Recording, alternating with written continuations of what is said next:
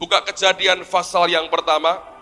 Makin hari saya makin melihat bahwa kalau saudara ingin mengerti dasar dari segala sesuatunya, coba mulai belajar dari kitab Kejadian, karena Anda akan menikmati banyak hal yang sangat basic, yang sangat dasar sekali, yang saya yakin bahwa ini merupakan sesuatu yang sangat sederhana sebetulnya, tapi Allah berikan untuk membuat kita melihat seperti apa Allah meletakkan dasar dari segala sesuatunya. Nah, Kejadian pasal yang pertama, saya ingin baca mulai ayat yang pertama sampai dengan ayat yang ketiga. Firman Tuhan berkata, pada mulanya Allah menciptakan langit dan bumi. Bumi belum berbentuk dan kosong, gelap gulita menutupi samudra raya. Dan roh Allah melayang-layang di atas permukaan air. Berfirmanlah Allah, jadilah terang, lalu terang itu jadi. Nah, kalau Anda baca seluruh kisah ini, Anda akan menjumpai, saudara akan menjumpai akan cerita lengkap dari peristiwa penciptaan, dituliskan dalam kitab Kejadian pasal yang pertama. Satu kali Pak Adi tanya dengan saya begini, kamu belajar sejarah? Saya bilang, ya, saya pernah belajar sejarah. Nah, ilmu pengetahuan menemukan banyak fosil yang usianya sudah jutaan tahun. Saya berkata, betul. Tapi kalau kita mempelajari sejarah Alkitab, sebenarnya umur manusia ini baru kira-kira 6.000 tahun. Nah, bagaimana orang bisa melihat adanya penciptaan sudah jutaan tahun? Dan saya berkata kembali kepada kitab Kejadian pasal yang pertama, ada satu kata yang menarik yang sebetulnya tersembunyi, tapi disitulah menjelaskan segala sesuatunya. Kata menciptakan dalam Kejadian pasal yang pertama, sebetulnya terjemahan hurufiahnya adalah recreate, dicipta ulang. Jadi sebelumnya sudah pernah ada kehidupan di bumi ini, tapi belum ada makhluk yang namanya manusia. Lalu kemudian bumi itu hancur, setelah Lucifer itu kalah perang, dilemparkan ke bumi, dia merusak, dia menghancurkan dunia yang Allah ciptakan. Itulah yang Alkitab katakan bumi belum berbentuk, gelap gulita, ada air, ada segala macam. Waktu Allah menciptakan bumi yang kita diami sekarang ini, bukan dari nol, tapi sebetulnya ada unsur recreate, penciptaan kembali. Nah, oleh karena diciptakan kembali, materinya masih memakai materi yang sama. Allah memisah-misahkan, Allah merecreate, menciptakan ulang. Nah, itulah sebabnya dari dunia yang lama, ketika fosil jutaan tahun itu ada, maka itu masih tersimpan di dalam. Nah, kalau orang menggalinya, orang menemukan, saudara, lalu orang berkata, lihat sudah jutaan tahun, betul, tapi pernah rusak dan hancur sama sekali, lalu di-recreate oleh Allah sendiri. Nah, pagi hari ini saya tidak mau berapologetika soal hal ini kepada saudara, karena bukan ini yang Tuhan berikan dalam hati saya. Tapi ketika saya membacakan ayat ini, dengarkan baik-baik. Dengan kata lain, Alkitab menunjukkan kepada kita, bumi ini pernah rusak, pernah kacau balau, tidak berbentuk, campur aduk. Dan sekian waktu lamanya, sepertinya Allah diam saja, membiarkan bumi ini dalam keadaan rusak, dalam keadaan berantakan. Nah, setelah cukup banyak waktu diberikan Allah kepada bumi ini, ternyata Allah melihat dunia ini tidak bisa memperbaiki dirinya sendiri. Dunia tidak bisa menjadi lebih baik atau sebaik seperti sekarang ini, paling tidak dengan kemampuannya sendiri. Alkitab tidak mengatakan maka dunia ini berkembang menjadi lebih baik, sama sekali tidak. Setelah sekian lama dibiarkan, mungkin jutaan tahun dibiarkan dalam keadaan rusak dan berantakan, dunia ini tidak bisa memperbaiki dirinya sendiri. Nah, kita harus ingat, manusia diciptakan dari debu atau tanah. Itu bagian unsur dari dunia ini. Nah, oleh karena unsurnya sama, maka kita pun harus menyadari bahwa kita punya suatu ciri, bahwa manusia tidak bisa memperbaiki dirinya sendiri. Dalam pengertian manusia tidak bisa memulihkan akan dirinya sendiri. Di beberapa bagian nampaknya lebih baik, tapi kebaikan di satu bagian merusak bagian yang lain. Pada dasarnya kita tidak bisa memperbaiki diri kita sendiri. Dasarnya manusia kita ini tidak bisa membuat hidup kita ini lebih baik dengan kekuatan kita sendiri. Itulah sebabnya maka kemudian balik kejadian tadi, Alkitab berkata, dan roh Allah melayang-layang di atas permukaan air, berfirmanlah Allah, jadilah terang, lalu terang itu jadi. Lihat akan prosesnya, saudara. Ketika dia tunggu dan bumi tidak bisa memperbaiki dirinya lagi, maka Allah Tritunggal itu mulai bergerak. Nah, perhatikan, sebelum dia mengucapkan firman, saya berkali-kali sudah mengkhotbahkan ini dan saya tidak akan segan mengulanginya lagi. Sebelum dia berfirman, maka roh Allah itu bergerak terlebih dahulu. Roh Allah itu melayang-layang, and the Holy Spirit move, dan roh Allah itu mulai bergerak. Nah, apa yang sebenarnya dikerjakan? Roh Allah itu menciptakan suatu atmosfer yang memungkinkan ketika Allah itu mengucapkan firman-Nya, Allah melepaskan firman-Nya, maka firman itu jadi.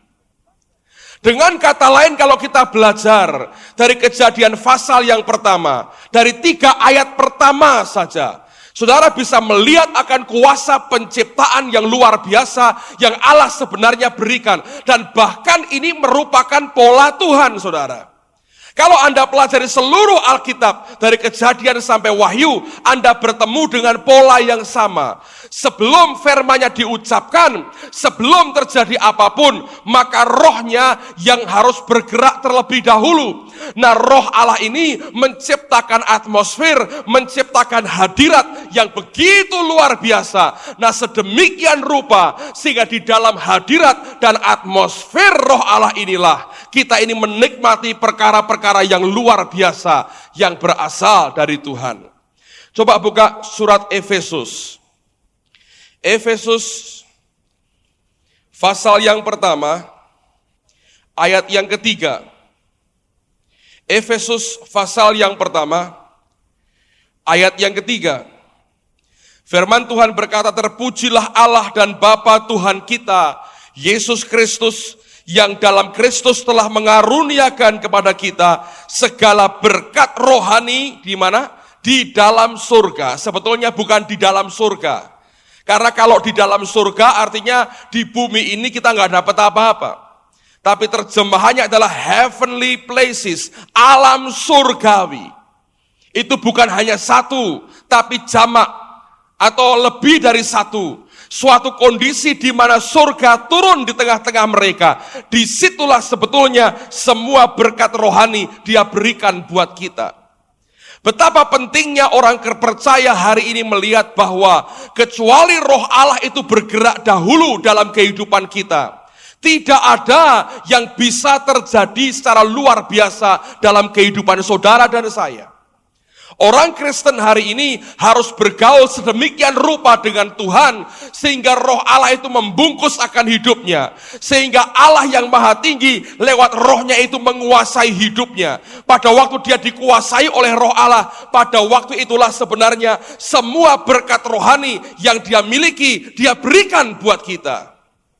Tapi manusia seringkali hidup dalam kemanusiaannya sendiri dan tidak mengizinkan roh Allah itu yang menguasai hidupnya dengan total. Nah, lihat dalam Kejadian pasal yang pertama tadi, ketika Allah menciptakan, memperbaiki yang rusak, maka rohnya bergerak terlebih dahulu. Nah, saya ingin mengajarkan buat saudara pada pagi hari ini, bagaimana seharusnya kita bergaul dengan roh Allah itu sendiri. Ini sesuatu yang membuat kita tertarik sekali karena ini pribadi Allah. Tapi sisi lain saya harus berkata jujur, ada bahaya yang ditimbulkan kalau sikap hati kita keliru, saudara. Nah, sekarang mari buka bersama dengan saya dalam 2 Samuel pasal yang ke-6. 2 Samuel pasal yang ke-6, saya ingin mengajak Anda membaca mulai ayat yang pertama. 2 2 Samuel pasal yang ke-6, lihat mulai ayat yang pertama. Firman Tuhan berkata, sudah ketemu semua? Yang sudah angkat Alkitab Anda tinggi-tinggi. Yang sudah ketemu angkat Alkitab Anda tinggi-tinggi. Oke. Yang tidak bawa Alkitab, minggu depan bawa Alkitab, saudara. Anda tidak pernah bisa tangkap ini dengan di memori saudara saja. Nggak pernah bisa. Omong kosong. 2 Samuel pasal 6 ayat yang pertama. Daud mengumpulkan pula semua orang pilihan di antara orang Israel. 30.000 orang banyaknya. Lihat, dia kumpulkan orang pilihan. Kemudian bersiaplah Daud lalu berjalan dari Baale Yehuda dengan seluruh rakyat yang menyertainya untuk mengangkut dari sana tabut Allah yang disebut dengan nama Tuhan semesta alam yang bertahta di atas kerubim. Mereka menaikkan tabut Allah itu ke dalam kereta yang baru setelah mengangkatnya dari rumah Abinadab yang di atas bukit. Lalu Usa dan Ahio anak-anak Abinadab mengantarkan kereta itu. Usa berjalan di samping tabut Allah itu, sedang Ahio berjalan di depan tabut itu. Daud dan seluruh kaum Israel menari-nari di hadapan Tuhan dengan sekuat tenaga, diiringi nyanyian, kecapi, gambus, rebana, kelentung, dan ceracap. Ketika mereka sampai ke tempat pengirikan Nahon, maka Usa mengulurkan tangannya kepada tabut Allah itu, lalu memegangnya karena lembu-lembu itu tergelincir. Maka bangkitlah murka Tuhan terhadap Usa, lalu Allah membunuh dia di sana karena keteledorannya. Ia mati di sana dekat tabut Allah itu. Daud menjadi marah karena Tuhan telah menyambar Usa demikian hebatnya. Maka tempat itu disebut orang Peres Usa sampai sekarang. Pada waktu itu Daud jadi takut kepada Tuhan lalu berkatanya, bagaimana tabut Tuhan itu dapat sampai kepadaku? Sebab itu Daud tidak mau memindahkan tabut Tuhan itu ke tempatnya, ke kota Daud, tetapi Daud menyimpang dan membawanya ke rumah Obed-Edom, orang Gad itu. 3 bulan lamanya tabut Tuhan itu tinggal di rumah Obed-Edom, orang Gad itu. Dan Tuhan memberkati Obed-Edom dan seisi rumahnya. Kita berhenti dulu sampai di sini. Nah, persoalannya begini, saudara. Semua orang mengerti, di Israel orang tahu ini tabut luar biasa. Itu bukan cuma barang biasa, tapi simbol kehadiran Tuhan. Nah, mereka mengerti selama tabut itu ada bersama dengan mereka, mereka percaya bahwa Allah juga menyertai mereka. Tapi ingat bahwa orang Israel pernah gagal membawa tabut itu.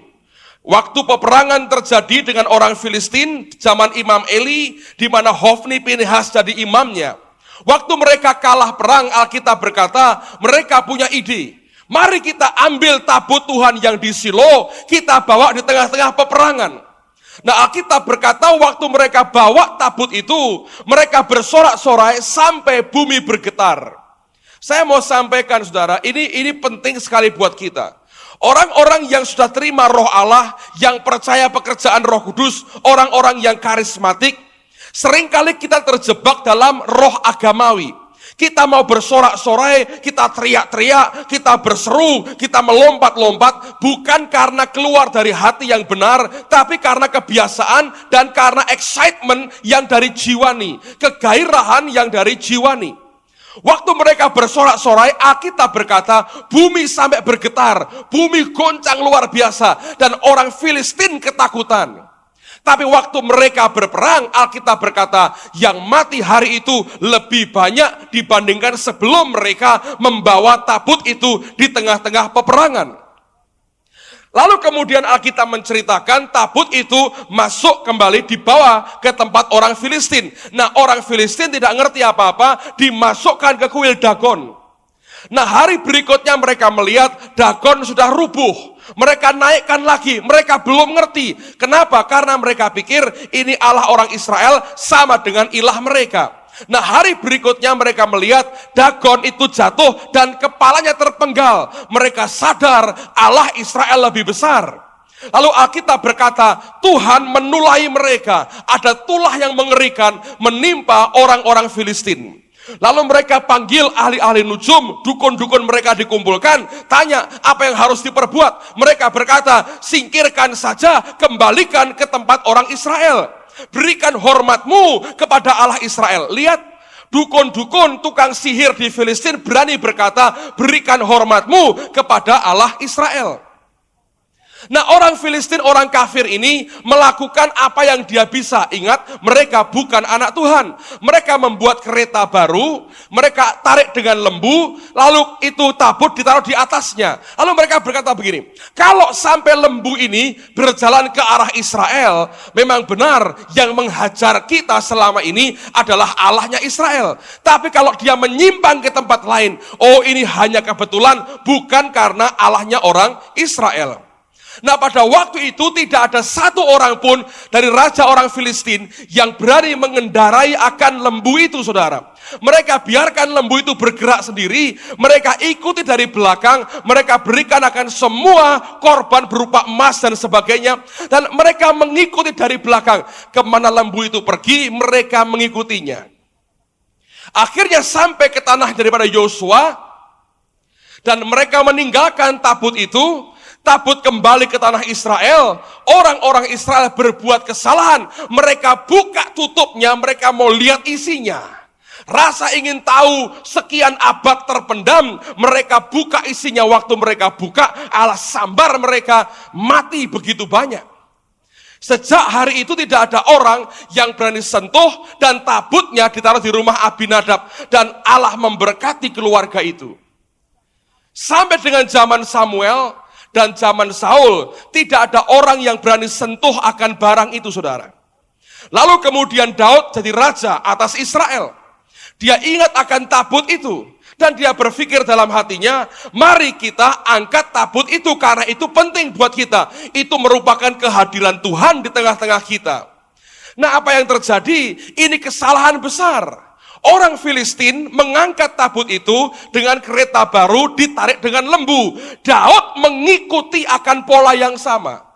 Hukum Tuhan berkata, tabut itu harus engkau pikul, tidak boleh ditaruh di kereta. Sama sekali melanggar kehendak Allah. Nah, kesalahan yang dibuat oleh Daud, Usa dan Ahio adalah yang pertama, mereka mengangkat tabut itu seperti orang kafir mengangkat tabut itu. Nah, kalau kita bergaul dengan Allah, jangan memperlakukan Tuhan seperti orang kafir memperlakukan Tuhan. Jangan kita punya hati kepada Allah seperti orang kafir punya hati kepada Allah. Lihat orang-orang yang belum kenal Tuhan, mereka menyembah berhala, ada waktu ini, ada seperti ini. Lalu kita perlakukan Tuhan seperti dewa-dewa orang kafir. Nah, itu kesalahan besar yang dibuat oleh banyak orang Kristen pada hari ini. Anda yang dulu pernah nyembah berhala, singkirkan semua konsepmu tentang berhala, jangan engkau terapkan kepada Allah.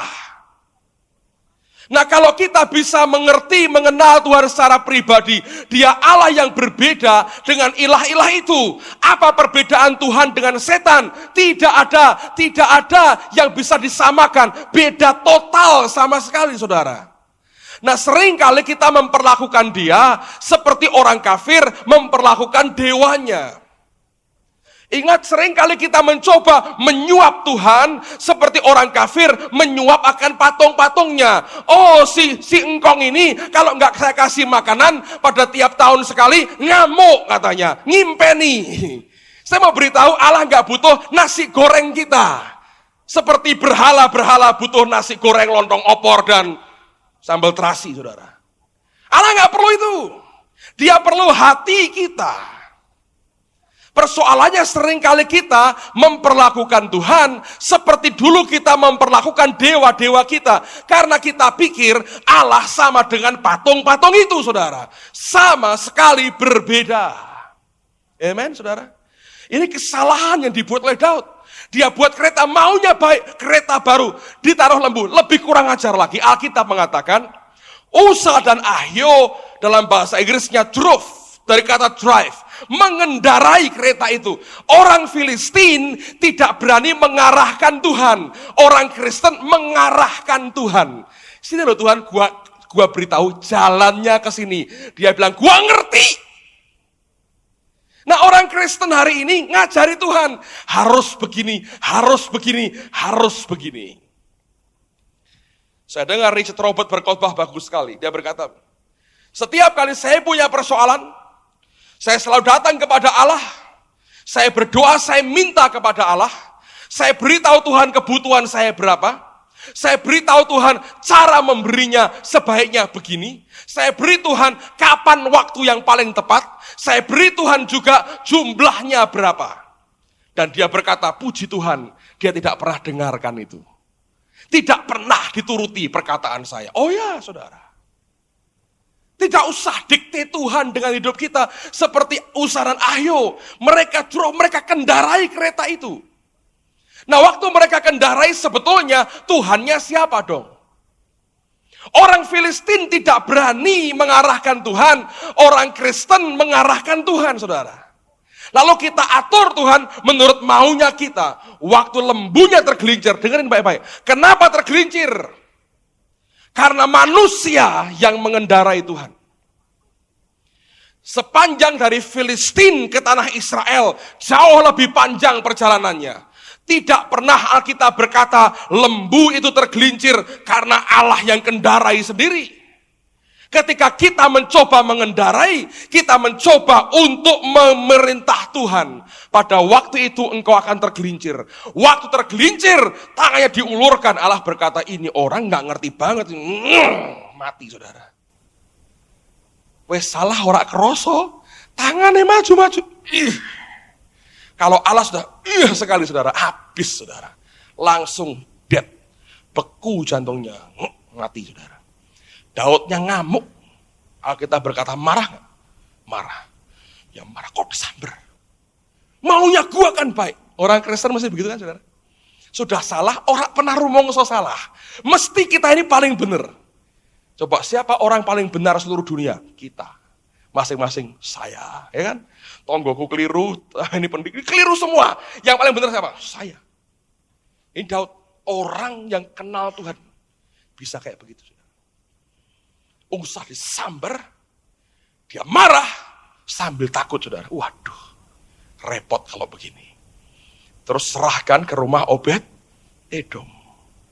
Gak taunya rumah Obed Edom diberkati. Loh, kok diberkati? Kemarin marah. Nah, saya beritahu saudara, kegagalan kita bergaul dengan Tuhan selalu menurut saya harus dilewati orang Kristen.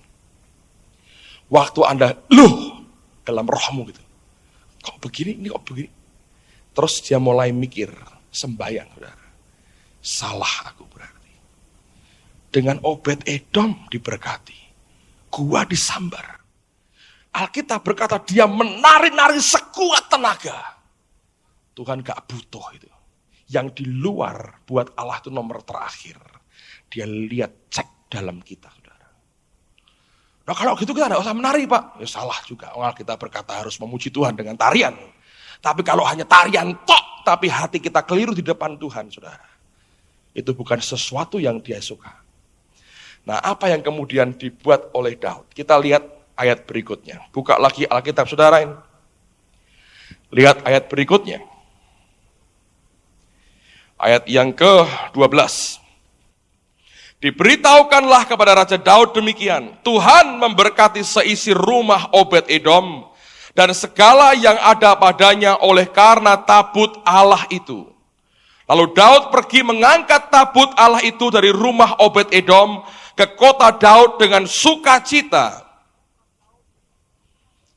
13. Apabila pengangkat-pengangkat tabut Tuhan itu melangkah maju 6 langkah, maka ia mengorbankan seekor lembu dan seekor anak lembu gemukan. 14. Dan Daud menari-nari di hadapan Tuhan dengan sekuat tenaga. Ia berbaju efod dari kain lenan. Lihat, dia nari lagi sekuat tenaga. Yang kedua ini berbeda. Dia belajar dari kegagalan. Dia belajar dari kesalahan. Dia sadar waktu dia dulu berbuat seperti itu dia keliru. Dia pelajari hukum Musa. Dia tahu tabut itu harus diangkat. Nah, saya mau sampaikan beberapa hal penting hari ini. Allah tidak pernah memilih tempat, saudara. Dia memilih orang. Amen. Allah tidak pernah memilih tempat. Dia memilih orang. Kemarin saya tengok Pak Thomas di kliniknya Dr. Timotius di Ungaran. Saya nggak ada perasaan apa-apa, saudara. Turun dari mobil dengan teman-teman, saya mau masuk ke arah kamar tempat Pak Thomas dirawat. Nah, waktu itu ada pengumuman, jam besuk sampai dengan jam 9 malam. Dan saya lihat ada kompleks tempat tidur, 2 lantai, saya lihat bagus sekali. Waktu saya mulai nginjak, di hati saya ada suara begini. Lihat, gara-gara 1 orang, ada kompleks kayak begini berdiri. Itu karena orang datang itu karena tempatnya dibangun, atau karena dokter Timotiusnya, saudara. Dokternya kan. Dia boleh pakai tenda. Kalau dokternya sama, orang datang enggak, saudara? Datang. Allah tidak pernah pilih tempat. Dia pilih orang, saudara. Dan tiba-tiba roh Allah berkata begini, 1 orang memberikan hidupnya kepadaku akan punya akibat besar. Secara manusia lihat, 1 orang dokter pinter aja. Berapa puluh stafnya. Berapa belas keluarga diberi makan oleh karena prakteknya. Anda bisa lihat. Berapa kamar dibangun. Berapa puluh tukang terlibat. Berapa ribu pasien dilayani. Dan desa yang tidak terkenal itu, di mana-mana orang mulai kenal. Ada desa di situ, ada klinik dokter pinter di situ. Itu secara manusia saja. Anda bisa lihat, kapasitasnya bisa begitu besar. Kalau orang bergaul dengan Allah, Anda akan tahu Allah pilih orang. Dia bukan pilih tempat, saudara. Coba buka 1 Samuel. Nanti kita kembali ke sini. Pasal 3, ayat 21. 1 Samuel pasal 3, ayat 21. Dan Tuhan selanjutnya menampakkan diri di Silo. Sebab, kenapa dia menampakkan di Silo? Sebab, kata firman Tuhan, ia menyatakan diri di Silo kepada Samuel dengan perantaraan firman-Nya. Kalau bukan karena Samuel, gak muncul dia, saudara. Jadi kalau saudara ini bergaul dengan Tuhan, Anda menyediakan dirimu, engkau bergaul dengan Allah, bayangin. Kalau Anda bisa bersahabat dengan Tuhan, bergaul hari demi hari dengan Dia, betapa besar akibatnya buat orang sekitar kita. Hanya kalau kita aja mau bergaul dengan Dia. Tuhan tidak mungkin muncul di Silo lagi. Tempat di mana itu perzinahan dalam bait Allah terjadi, saudara. Hofni Pinehas itu berzina di dalam bait Allah. Imam Eli menggemukkan badannya, ambil korban terbaik untuk dirinya sendiri. Tidak peduli Tuhan, gak peduli orang lain. Bagaimana Allah bisa muncul di tempat seperti itu? Tapi di tempat yang paling mengerikan, di depan mata Allah, saudara, ada anak bernama Samuel.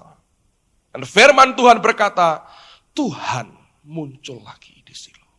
Sebab ia menyatakan dirinya kepada Samuel. Anda bisa nangkap ini, saudara. Saya berdoa kita punya kerinduan besar bergaul dengan Tuhan seperti ini. Daud sadar, dia belajar, tabut harus dipikul dan tidak bisa dikendalikan oleh manusia. Tuhan yang kendalikan, taruh di bahu kita. Dia yang bawa kita bergerak. Kembali ke 2 Samuel tadi. Perhatikan pada ayat yang berikutnya, ayat 13. Ini ayat yang penting sekali.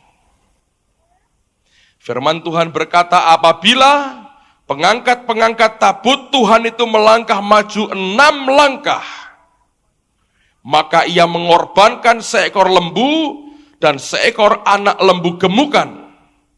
Dan Daud menari-nari di hadapan Tuhan dengan sekuat tenaga. Ia berbaju efod dari kain lenan. Anda bisa bayangkan apa yang dibuat Daud? Ini imam angkat tabut ya. Mereka jalan 1, 2, 3, 4, 5, 6, berhenti. Seekor lembu dan seekor domba disembelih. Anda bisa bayangkan itu darahnya berapa liter.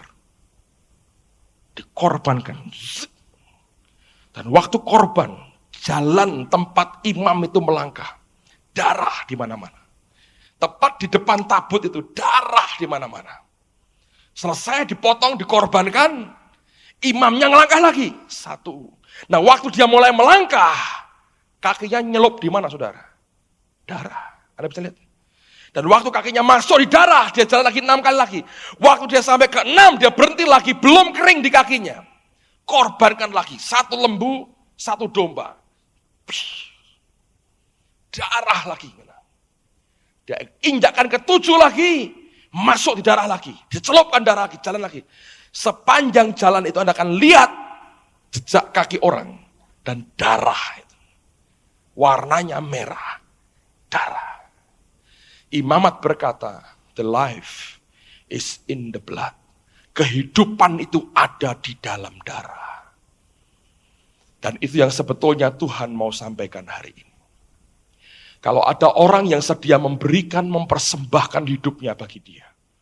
Engkau hidup dalam ketaatan, engkau mengosongkan diri total. Saya mau beritahu saudara, ada sesuatu yang besar akan Tuhan buat dalam hidupmu. Jangan pernah puas hanya jadi orang yang mendengar apa yang orang lain alami. Kalau saudara bergaul dengan Allah sendiri, engkau berikan total hidupmu bagi dia. Saudara akan menikmati Tuhan setiap hari dalam hidupmu. Dan engkau akan mengalami ajaibnya Tuhan, luar biasa.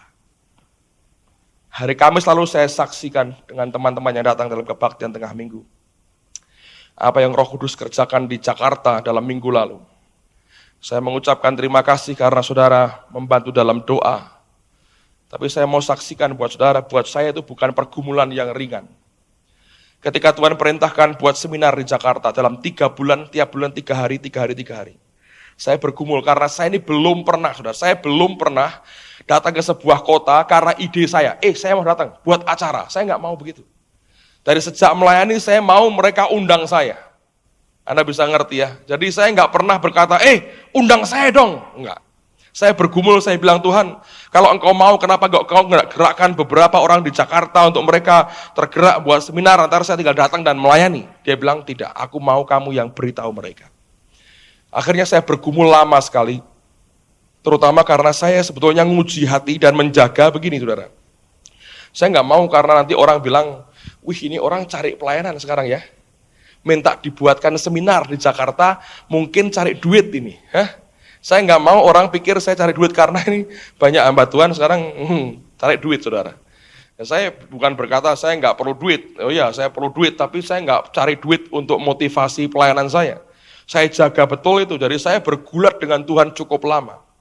Nah setelah sekian lama, Tuhan tahu hati saya dan dia berkata begini, baik. Kalau begitu buat seminar di Jakarta dan kalian dari Semarang bayar sendiri. Lah itu saya mau saudara. Jadi kami bayar semua, transport kami, hotel kami, makan, bayar semua sendiri.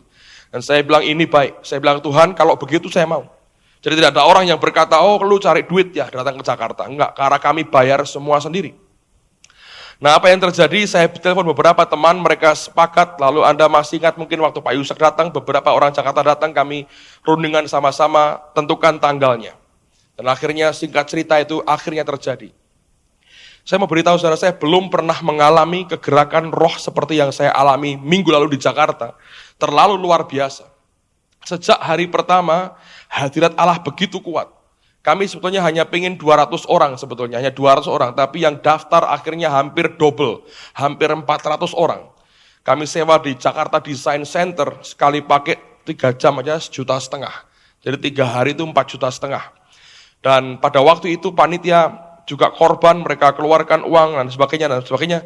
Dan banyak hal yang terjadi. Lalu kemudian pada hari yang pertama, hadirat Allah begitu kuat. Kita terus terang gak ada hambatan apa-apa, roh Tuhan kerja dengan begitu bebas di tengah-tengah kami.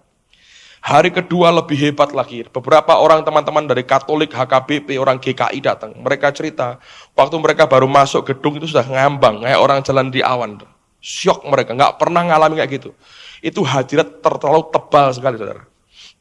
Dan hari yang terakhir, menurut saya mungkin itu paling dahsyat sekali. Saya belum pernah ngalamin kayak begitu, bahkan saya belum khotbah. Waktu kami sedang menyembah Tuhan, hadiratnya luar biasa. Dan yang menarik buat saya itu pertama kali saya dengar langkah Tuhan audible dengan telinga.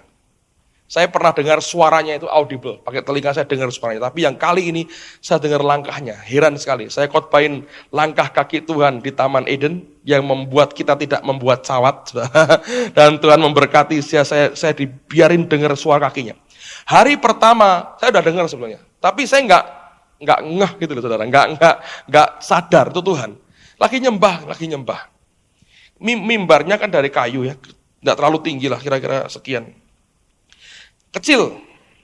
Jadi orang di sebelah sana dan di depan itu ya, ada orang jalan di belakang saya. Tak pikir, oh panitia mau memberitahu pengumuman apa, jadi saya noleh, nggak ada orang. Tak pikir lagi, oh kerumun saya. Cuman sebenarnya sudah perasaannya sudah kayak gitu ya, tapi nggak terlalu sadar. Hari kedua, hal yang sama terjadi, saudara. Saya dengar lagi begitu. Jadi saya biarin aja. Saya biarin nggak terjadi apa-apa lagi. Hari ketiga, waktu kami nyembah, hadiratnya kuat sekali. Nah, yang ketiga ini jelas sekali. Sampai saya kaget, saya noleh. Itu kelihatan, dengar sekali saya. Waktu saya toleh, saya bilang, ini ketiga kali aku dengar begini. Masak bebal, sadar saya, saudara. Ini Tuhan. Jadi saya mundur. Kayak Tuhan berkata gini, udahlah, lu mundur dulu, ini sekarang gua yang. Jadi saya mundur, itu begitu kuatnya luar biasa. Saya hampir jatuh, saudara. Saya cari tembok supaya nggak rubuh. Kalau rubuhan, bar seminarnya nggak jadi seminar. Saya tahan di belakang, dan itu luar biasa. Sampai hari ini mereka telepon saya, shock. Mereka belum pernah lihat manifestasi kayak begitu. Itu, saya bilang, saya nggak tahu lah. Saya belum pernah ngerasakan hadirat setebal hari itu. Terlalu kuat. Heran mereka. Lihat apa yang Tuhan buat. Luar biasa. Dan akhirnya waktu terakhir kita buat kebaktian pengurapan, saudara. Itu orang kayak dipindang. Seluruh hampir, menurut saya 99%. Kayak dipindang. Persis kayak dipindang. Dari sorenya, lucu sekali, sebelum kebaktian itu, sorenya jam 4 sore. Saya lagi mandi. Teman-teman berangkat jam 4 ya, mereka doa, saya berangkat setengah 6. Jadi saya lagi mandi jam 4. Roh Kudus sama saya gini, nanti kamu di kebaktian itu, seminar, kamu ketemu dengan satu ibu namanya Deborah. Beritahu bahwa aku akan pakai dia. Nah hari pertama, hari kedua, marifat jalan. Saya bilang ada orang begini. Tepat sekali. Tang. Nah hari ketiga, Tuhan berkata, ada orang namanya Deborah, beritahu aku mau pakai dia. Saya membantah, saya bilang, Tuhan, kalau saya bilang, ada orang namanya Deborah, Tuhan mau pakai, bisa 20 Deborah keluar semua. Ya, orang 400, Deborah 20 kan kira-kira ada, saudara. Kecuali lagi sial aja, nggak ada Deborah gitu, keliru ya sudah. Tapi kalau enggak itu, kalau 20 orang dapat kira-kira. Saya bilang itu marifat apa Tuhan? Saya bilang orang ketawa kan begitu kan gampang caranya, merem aja. Yohanes, ada mesti Yohanes, semua nama Alkitab semua. Kalau Yesus nggak ada di sini, Filipin banyak saudara ya. Tapi kalau nama-nama baptis tinggal ditanda tembak aja biasa masih kena. Nah itu, marifat apa saya bilang? Orang ketawa saya bilang, nggak usah lah gitu-gitu. Roh Kudus berkata, yang ini berbeda. Orang ini terima nama itu lewat nubuatan hambaku. Nanti kamu akan lihat. Nah terus terang saudara, saya lupa itu. Sampai di seminar hadirat begitu kuat, saya lupa. Karena session pertama diakhiri dengan persembahan. Kami hari pertama, kedua nggak ada persembahan, hari ketiga ada persembahan. Dan kemudian hari terakhir ketika doakan orang banyak itu saya lupa. Lalu ada sebagian ibu-ibu yang di belakang, yang saya nggak mungkin ke sana karena ini orang sudah terlalu banyak, nggak ada tempat lagi buat saya lewat. Kecuali nginjak tangan, nginjak kepalanya orang. Jadi saya suruh dia maju ke depan. Nah itu rombongan maju ke depan, ada satu ibu maju ke depan, saya tumpangi tangan, jatuhnya itu slow motion. Jatuh pelan-pelan. Nah waktu dia pelan-pelan itu saya lihat ini Deborah. W itu sebelahnya. Tuhan bilang, ini orangnya. Saya kaget tuh, saya nggak tahu, saya bilang, tolong dibangunkan. Saya tanya, ibu nama Deborah dari mana? Bingung dia. Ini aku dimarahi atau di apa? Kok ditanyai? Dari mana? Kok pakai nama Deborah? Saya bilang gitu. Mau baptis atau dari kecil kan saya nggak tahu saudara. Dari Tuhan. Dari Tuhan. Bener, iya. Lah dari Tuhannya corone piye? Dari Tuhan, saya bilang. Tambah bingung dia, lihat kanan kiri ini aku dimarahi, ditegur atau dibentak-bentak atau apa? Saya bilang, ini dari Tuhan ya dari Tuhan, tapi dari mana? Ya dari hamba Tuhan. Loh, hamba Tuhan ngapain? Nubuatin saya. Siapa hamba Tuhannya? Ibu Nani, adiknya Pak Yusak. Nah, saya ketawa. Saya bilang, nah tak cerita nih saya bilang. Dia baru lego, saudara. Saya ketawa, dia lego. Lalu saya cerita apa yang dia alami. Nangis, habis nangis ketawa, nggak berhenti-berhenti, saudara. Dan Tuhan jamah dia luar biasa. Acara itu total, kami 3 bulan ini habis kira-kira 35 juta untuk seminar. Dan hari terakhir itu, panitia masih kurang sebetulnya sekitar 12, dihitung ulang, akhirnya panitia itu masih kurang kira-kira 6 juta atau 7 juta. Dan persembahan yang diterima hari itu 13 juta lebih, termasuk beberapa perhiasan. Jadi nanti dalam September, Oktober nanti kita seminar, sudah lunas semua, sudah saldo 6 juta, saudara. Amen. Saldo 6 juta, sudah saldo. September seminar, Oktober seminar, masih 2 bulan lagi, ini sudah saldo 6 juta. Anda lihat Tuhan, luar biasa. Saya belum pernah ngalami kayak begitu. Tapi ingat, Roh Kudus tidak bisa dimanfaatkan. Anda tidak bisa manfaatkan dia. Itu beberapa pendeta datang, cukup banyak pendetanya. Ada satu hamba Tuhan, suami istri, dibayari orang Jakarta, dari Surabaya pinggiran, dinaikkan pesawat sampai Jakarta, inapkan di hotel, hanya ikut seminar 3 hari, pulang lagi, saudara. Ada yang dari Lampung datang, Pak, Lampung, tahun depan aja saya bilang, tahun ini terlalu padat. Tapi saya memberitahu saudara, Roh Allah sedang bekerja. Anda harus belajar bergaul dengan dia, dong. Karena itu akan membuat kekuatan yang luar biasa dalam kehidupan kita. Amen, saudara. Sampai kemarin orang telepon saya masih shock, mereka masih belum yakin apa yang mereka lihat sendiri. Karena mereka tahu belum pernah ngalami kayak begitu.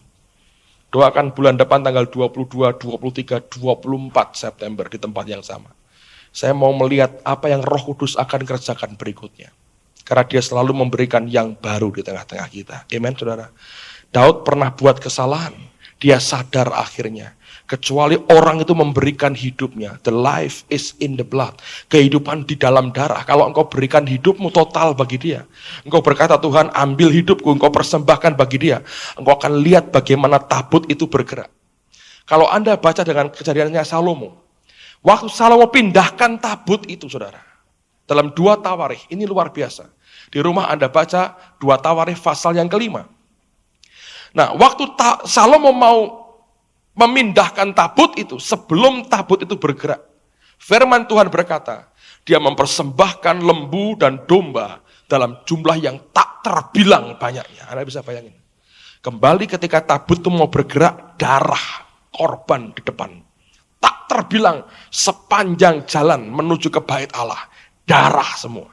Dan setiap kali kaki iman berjalan, dia harus hati-hati kalau enggak tergelincir, saudara. Tapi kenapa? Karena darah yang dia pijak. Itu kehidupan ditaruh di situ. Kehidupan ditaruh di situ. Nah, kalau ada orang seperti itu, Anda akan lihat hasil yang luar biasa. Tuhan akan kerjakan lewat kehidupan kita. Amen, saudara. Allah tidak menghargai, membeda-bedakan orang. Oh, saya percaya itu. Tapi Allah sangat membedakan orang yang memberikan hidupnya total bagi dia, dan orang yang masih mau pegang hidupnya untuk dirinya sendiri. Saya berdoa supaya hari ini Tuhan mengajar kita bahwa apa yang sebenarnya Tuhan berikan buat kita ini belum seberapa. Ada maksud Tuhan yang luar biasa, yang lebih besar dia buat di tengah-tengah kita. Amen, saudara. Saya beritahu ke teman-teman Kamis yang lalu. Selama di Jakarta mereka nggak bisa kemana-mana. Saya suruh bawa mereka pakaian, bukan pakai pakaian renang. Saya suruh mereka bawa pakaian renang. Di hotel kami nginep ada kolam renangnya. Mereka nggak sempat berenang. Saya suruh mereka jalan-jalan, mereka pergi sebentar ke Plaza Indonesia, naik kayak mana anak kecil tuh, motor-motoran atau apa saya nggak tahu, sebentar langsung pulang. Karena kerjaan banyak sekali. Teman-teman semua harus ngelembur kaset, saudara. Kami bawa 100 set, habis 100 set, itu nanti 600 kaset dalam 3 hari.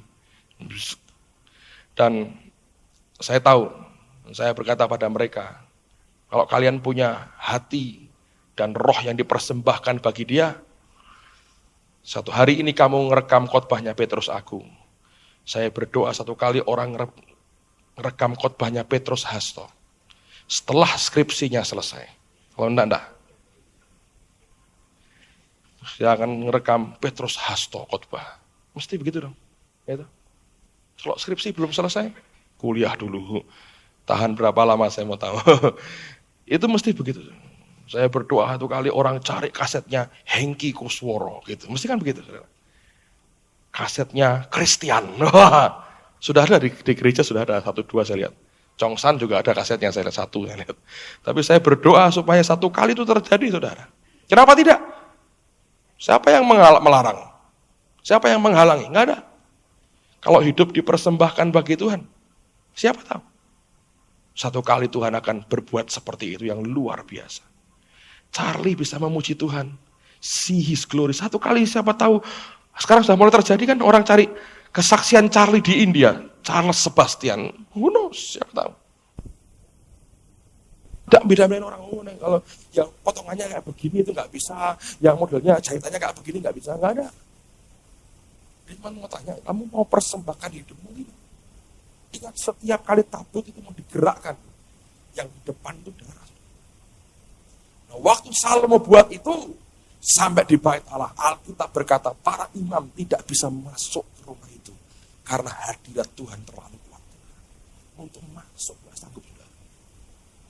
Jakarta orang baru ngambang kayak orang di awan-awan. Baru ngambang. Tapi saya percaya satu kali kalau kemuliaan Tuhan makin kuat diberi. Orang masuk tempat kebaktian yang nggak tahan. Hadirat terlalu kuat. Dan itu yang sebetulnya dia mau kerjakan. Nah, jangan hanya create itu diciptakan di dalam gereja. Dalam hidupmu secara pribadi. Engkau berhak bergaul yang sama dengan roh Tuhan dalam hidupmu. Amen, saudara. Saudara berhak bergaul yang sama. Saya anjurkan saudara cari itu kaset. Karena direkam 6 set itu di Jakarta. Anda akan menikmati setiap bagian karena itu terlalu luar biasa. Saya mungkin nggak bisa cerita banyak, saudara. Anda nikmati 6 kaset itulah, Anda minta Hasto atau di Rema, Anda tahu saudara belum. Anda beli itu, Anda nikmati luar biasa. Saya bilang, Ripka nggak bisa ngulang lagi apa yang dia buat, karena pada waktu itu terlalu kuat roh kudusnya dan itu bukan manusianya, tapi adalah Allah sendiri. Amen, saudara. Belajar bergaul dengan Tuhan. Saya dorong saudara, jangan tinggalkan dia, jangan lepaskan dia. Dalam hidupmu setiap hari, Anda perlu, Anda dan saya perlu itu. Bukan hanya untuk para hamba Tuhan, ketua MK juga perlu. Anda punya bisnis, punya pekerjaan, saudara perlu itu semua. Ketika rohnya diberikan dalam hidupmu, engkau akan melihat pekerjaan, manifestasi pekerjaan rohnya. Begitu ajaib.